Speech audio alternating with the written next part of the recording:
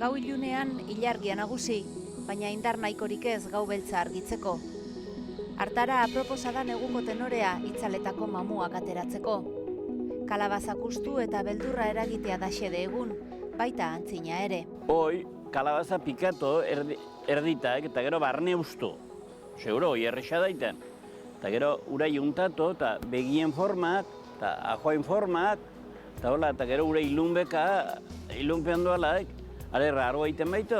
Euskal jatorria du Halloween bestak asko ikusten genuen estatu batuetatik zetorrela, baina gure aitetxi eta amatxiek ere kalabazak ustutzen zituzten, beldurra emateko neguko gau ilun eta luzeetan.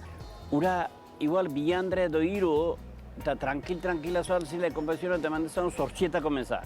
Ura, adrede pagatua, oika hilatzen dielaik, eta han beldurrez pasteko eta zehote zen, eta gero tonteria, deusik ez? Kultura ezberdinetan beti erabili dute gau luzeetan eta horrela beldurrezko ipuinak eta kontatzen ziren bezala, sutondoan egiten zen bezala, baita ere egitea olako besta bat. Kultura ezberdinetan egin ohi da gau besta hau, uztaren amaiera ospatzeko eta neguaren etorrerari harrera egiteko nonbait. San Simon joan da eta San Juda heldu da, irribarre maltzurrez negua argitzera.